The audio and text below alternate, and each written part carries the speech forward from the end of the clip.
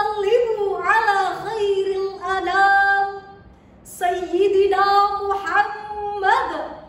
Ya Nabi salamu alaih, fadha dam'ul qalbi wa qala syauqu ilaih. Ya Nabi, ya Nabi, salatullah salamullah dauman alaih wa ala alihi wa sahbihi ajma'in. Amma ba'd. Dewan Hakim yang arif dan bijaksana, hadirin sebangsa dan setanah air yang kami banggakan. Thomas Ligoda, salah satu tokoh pendidikan karakter di Amerika, dalam bukunya Educating for Character mengungkapkan bahwa pembinaan karakter adalah hal yang utama untuk membantu generasi mengembangkan penilaian integritas yang baik.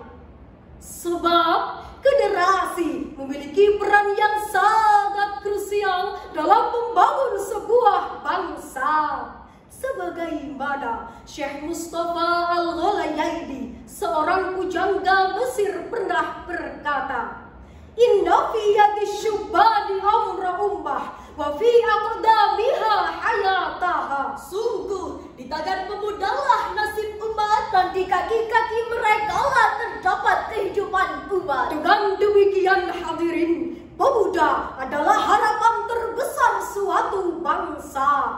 Namun disayangkan hadirin, di zaman sekarang ini pemuda Indonesia justru bermental lemah. Tidak sedikit pemuda kita yang kaya raya, yang punya segalanya, yang istilahnya laptopnya Toshiba, mobilnya Toyota, motornya Kawasaki Ninja, kontrakannya di mana-mana, tiap hari makannya di Ampera. Akan tetapi batinnya tersiksa, hatinya penuh dengan gegana, terjerumus dalam jurang narkoba dan terbujuk oleh rayuan wanita penggoda.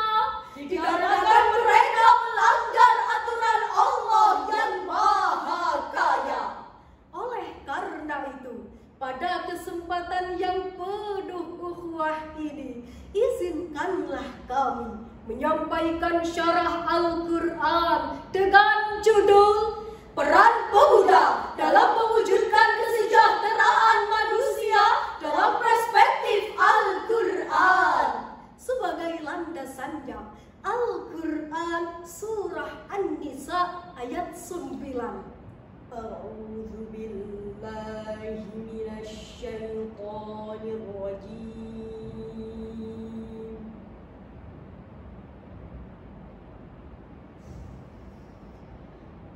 Bismillahirrahmanirrahim.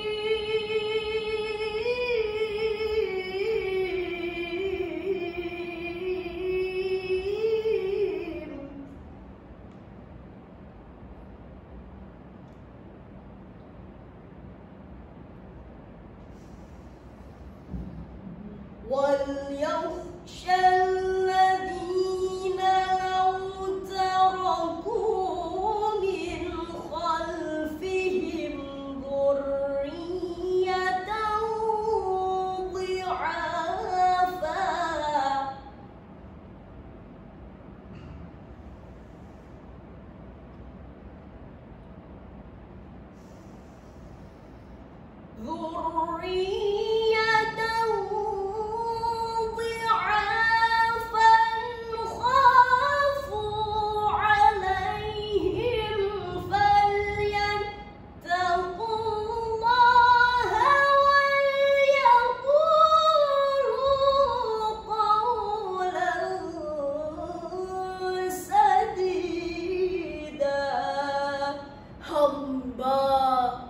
berlindung kepada Allah dari usikan setan yang terkutuk.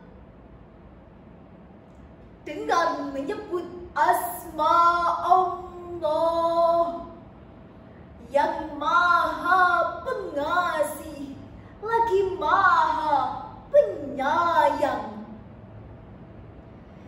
Dan hendaklah takut kepada Allah orang-orang yang meninggalkan keturunan yang lemah di belakang mereka, yang mereka khawatir terhadap kesejahteraannya. Oleh sebab itu, hendaklah mereka bertakwa kepada Allah, dan hendaklah mereka berbicara dengan tutur kata yang benar. Profesor Dr. Wahbah Az-Zuhaili dalam tafsir Al-Mudir jilid 2 halaman 600 menjelaskan bahwasannya pada ayat tersebut diawali dengan lafaz wal yakhsha yang mengandung suatu perintah kepada umat Islam bahwasannya agar memiliki rasa takut dan khawatir jikalau mereka meninggalkan keturunan yang lemah. Merujuk pada tafsir tersebut, hadirin, jelas Allah Subhanahu wa Ta'ala telah memperingatkan kepada kita agar tidak meninggalkan keturunan yang lemah, baik lemah fisik, lemah mental maupun lemah intelektual. Karena hal tersebut merupakan penyebab kemunduran suatu bangsa. Hadirin, sebangsa dan setanah air yang kami banggakan, pemuda generasi bangsa memiliki peran sentral sebagai subjek utama dan penggagas pembangunan. Keberhasilan pembangunan sangat bergantung pada kontribusi positif dari para pemudanya. Seiring dengan hal tersebut, hadirin, fenomena yang ada di Indonesia memiliki corak dan warna yang beragam. Ada yang meraih prestasi tanpa henti, mengharumkan nama Ibu Pertiwi, dan ada yang suka berulah dengan menyebar fitnah. Masih hangat dalam ingatan kita, Kompas.com pada tanggal 19 Maret 2024 yang lalu mengabarkan bahwa Jonathan Christie, seorang atlet bulu tangkis Indonesia, berhasil menjabat juara turnamen bulu tangkis tunggal putra All England 2024. Masya Allah. Namun ironisnya, hadirin, di tengah-tengah generasi bangsa sedang berlomba-lomba untuk mengukir banyak prestasi, masih banyak pemuda kita yang kesehariannya hanya bermalas-malasan, hobi makan makanan instan, sukanya cuma tiktokan, nongkrong sambil rokokan, hingga tak memikirkan masa depan. Betul, hadirin? Faktanya, CNN Indonesia mengabarkan pada tanggal 19 Maret 2024 yang lalu kita dicenggamkan dengan berita yang datangnya dari Lampung Tengah. Seorang pemuda berusia 17 tahun dengan tega menghabisi nyawa anggota Polri dengan ambisi ingin menguasai harta korban. Astaghfirullahaladzim. Padahal, hadirin, Allah Subhanahu wa Ta'ala telah membekali kita potensi dan skill masing-masing untuk bekerja sesuai dengan potensi dan kemampuan, bukan malah menggunakan cara yang sangat jauh dari nilai keislaman.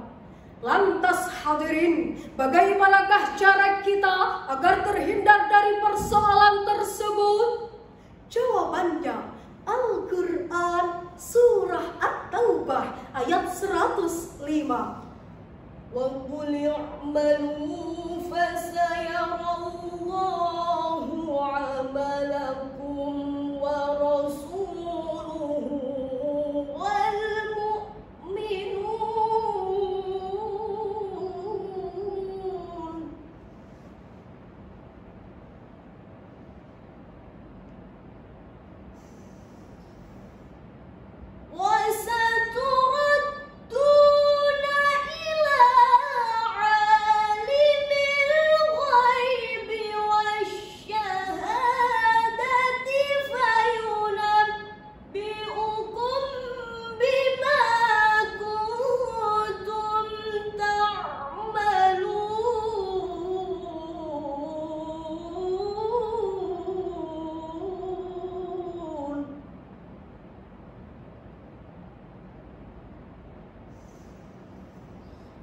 والشهادة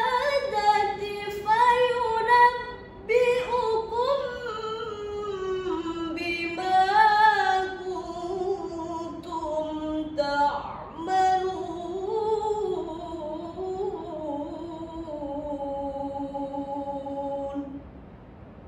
صدق الله العظيم.